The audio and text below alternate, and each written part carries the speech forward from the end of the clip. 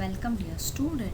Today we will continue chapter number 5, that is inside the atom part 2.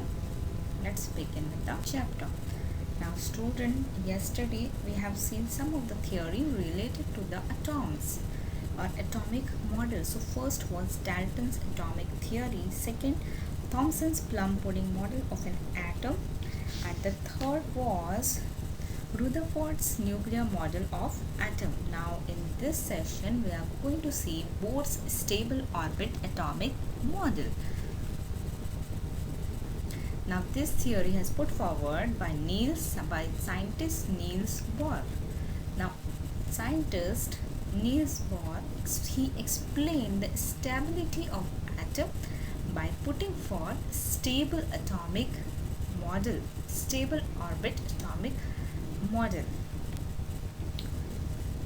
Now let's see the important postulates of Bohr's atomic model are, and these are as follows. First postulate is the electrons revolving around the atomic nucleus lie in the concentric circular orbits at certain distance from the nucleus. Now students, here you can see an structure of an atom. So in between nucleus is there, in which red color and green color particles are there, which are nothing but proton and neutrons.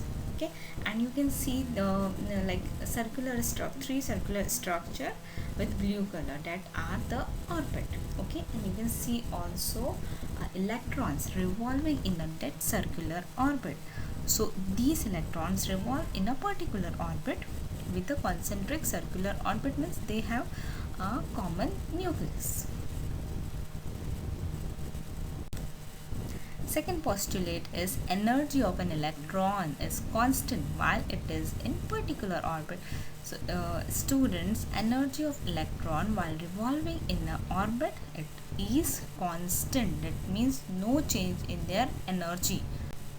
Third postulate is when an electron jumps from an inner orbit to an outer orbit, it absorbs energy equal to the difference of its energy level, and when it jumps from an outer orbit to an inner orbit, it emits energy equal to difference of its energy level. Now students, for this point, let's look at some pictures.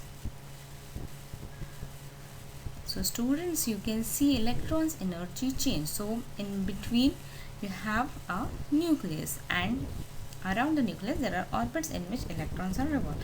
Now students, you can see the electron while it jumped from second orbit to third orbit. What happened? That means when an electron jump from inner orbit to outer orbit, it will absorb energy. That means increase in energy will takes place. Okay, its energy will increases, and when it will jumps from, you can see downwards, when it jumps from an outer orbit to inner orbit, what happened? Its energy emitted, it will emit the energy. That means its energy will released. Okay, so when an electron will jump from outer orbit to inner orbit, decrease in energy will takes place. Now here you can see another picture in which clear idea that you can see when an electron jump from inner to outer orbit, it will absorption of energy takes place, and from outer orbit to inner orbit, emission of the energy, that means release of energy. Some more atomic models were put forth after Bohr's atomic model. Atomic structure was studied at depth with the advent of a new branch of a science called quantum mechanics. Now students, quantum mechanics, it explains that how the universe works at a scale smaller than atoms. Now we are going to see the atomic structure. Okay students, an atom is formed from the nucleus and the extranuclear part. Okay, you can nucleus is there present in between at the center of the atom, and the extranuclear part, this we are going to see afterwards. And these contain three types of subatomic particles. Now let's see. First part of the atom is a nucleus, which is the main part of an atom. Okay, so you can see a picture of an atom in which in middle portion there is a nucleus, okay, and which is made up of proton and which contains protons and neutrons. So students, the atomic nucleus is positively charged and almost entire mass of the atom is concentrated in the nucleus. That means atomic is positively charged. And why it is positively charged? Because it has a proton which makes the nucleus positively charged, and all the mass of the atom is concentrated in the nucleus. The nucleus contains two types of subatomic particles together called nucleons. So students, proton and neutrons are the two types of nucleons. So what are the nucleons? Proton and neutron together called as a nucleon. Okay, so you can see red colored proton and blue colored neutron, together they are called as a nucleons. Now we are going to see the proton, the another part of an atom.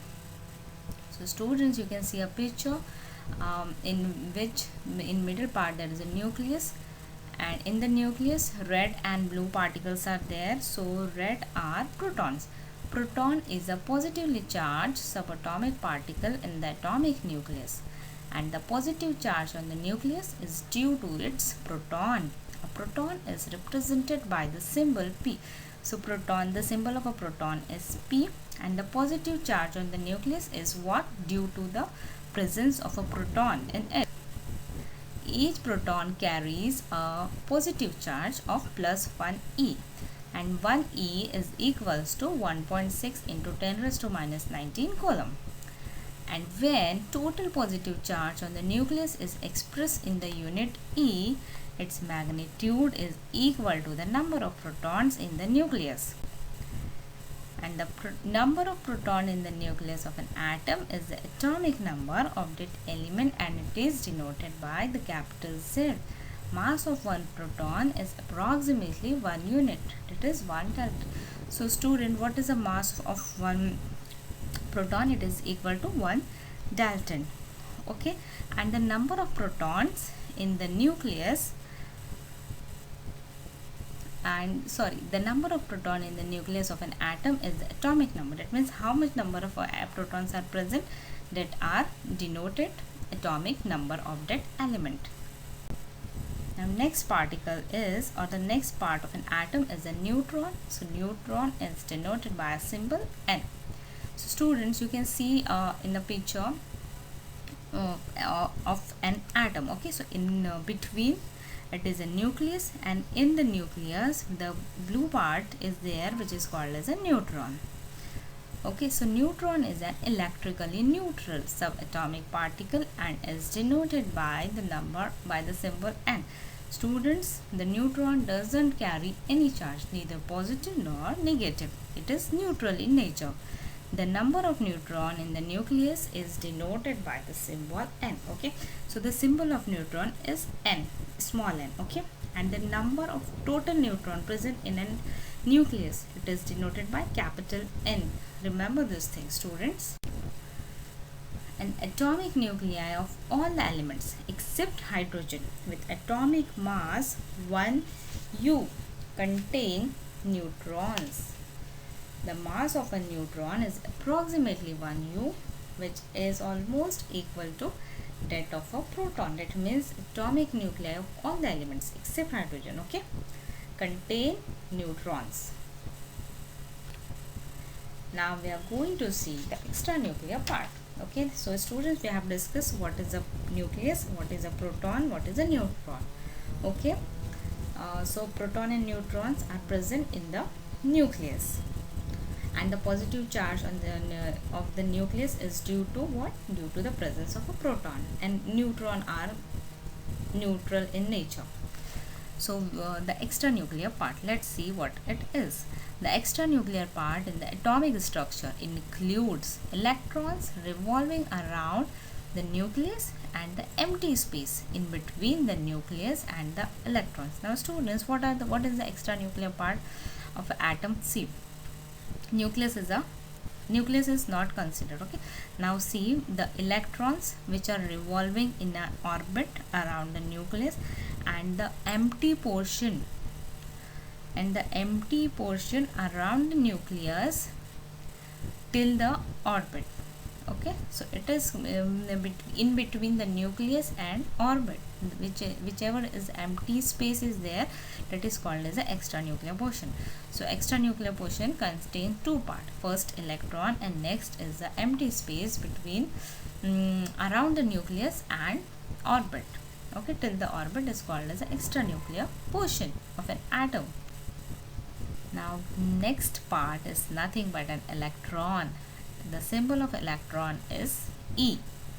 You can see, students, in a picture, around the nucleus in an orbit electrons are revolving. So these small balls like structure are electrons. So electron is a negatively charged subatomic particle and is denoted by the symbol E. Each electron carries 1 unit of negative charge. Students, electron carries negative charge and it is denoted by small e. Mass of an electron is 1800 times less than that of the hydrogen atom. Student, mass of the electron is very much less than the hydrogen atom. Okay, and the hydrogen atom, the mass of a hydrogen atom is 1.00784 unit. You can imagine how the mass of electron is how much less than the hydrogen atom, and therefore the mass of an electron can be treated as negligible. Electron in the extranuclear part revolve in the discrete orbits around the nucleus. The orbits being three-dimensional in nature, a term shell is used instead of the term orbit. Now, students, electron in the extranuclear part revolve in a individually means proper in a distinct orbits. Each electron revolve in a distinct orbit. So in one orbit 2 electrons will be there, okay, in first orbit, and next we will see next in this chapter. And the orbit, a term shell is used in instead of the orbit. Okay, we can use shell also, but the proper term is orbit. Now students, here you can see a picture in which you can see a nucleus containing protons and neutrons. Okay, and the orbits are a shell, but it's better to say orbit.